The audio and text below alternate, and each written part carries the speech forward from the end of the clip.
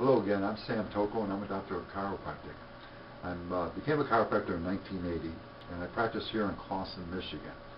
And my goal this next few minutes is to share with you some real important information, critically important information about why you would want to go to a chiropractor, especially if you're concerned about health and wellness potential and possibilities. Now, the only reason I think this is critical for us to understand this, I believe today there might be, on a good day, maybe 2% of the population that would utilize chiropractic healthcare services.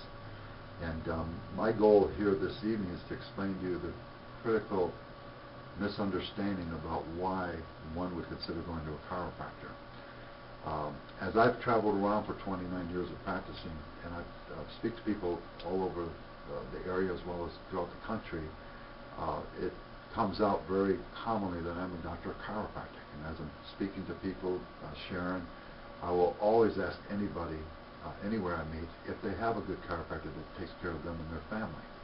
Most times what I have heard in all the years of my practice, the majority of times, in the high 90% of times, I'll hear people say no, and knock on wood, I have no need for one.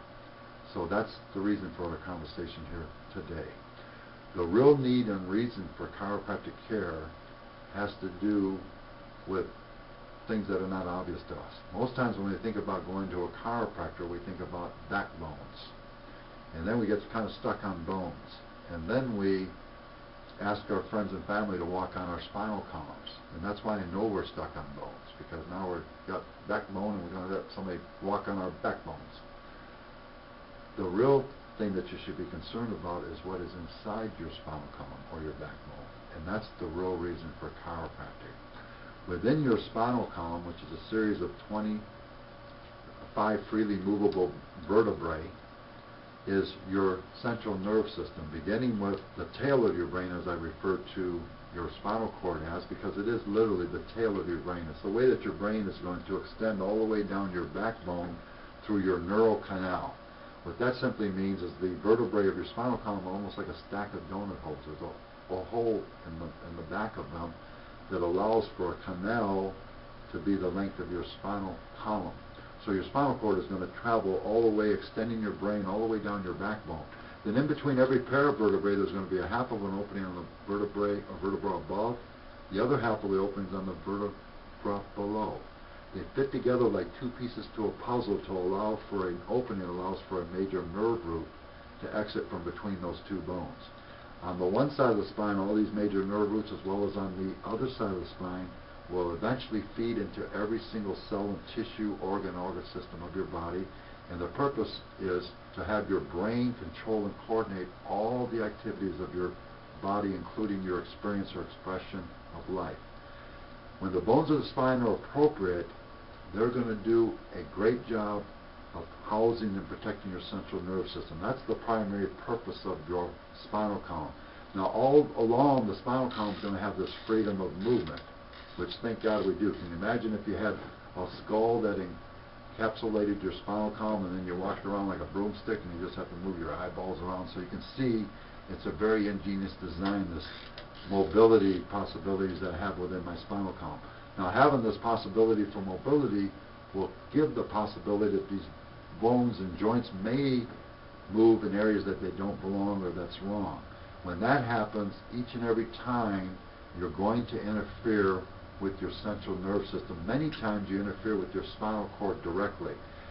Probably in my experience, maybe the last 500 new patients I've had, probably well into 90% of the time I've had many of those patients have the actual bones of their neck compressing against their own spinal cords, causing lots of problems.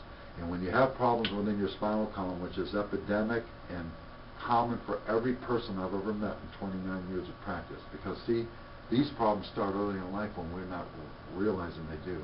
They start from the birth process and forward.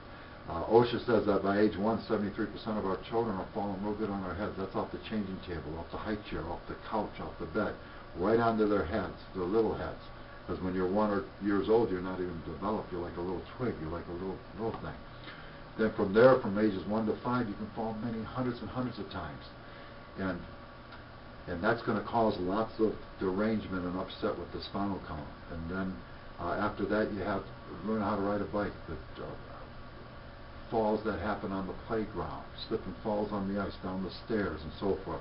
So all of these things that we do very early in our life are going to set up the spinal column to be deranged, and you'll be not right. And when that happens, automatically we're going to upset our central nerve system, our life. So, in my opinion, and I'll be surprised if I'm wrong, I believe every human being on the planet could go to a chiropractor for chiropractic attention, much the same as you would go to a dentist for your teeth. It's safe to say that every human being can make themselves available to a dentist to keep their teeth healthy. So keep in mind that's the same difference with the spinal column. You can actually go to a chiropractor much the same as you go to a dentist to keep your spine healthy, to keep it working well. And it'd be one of the most important things you can do for your present life and your future life. So I'll talk to you a little later about some other important things. Have a great evening.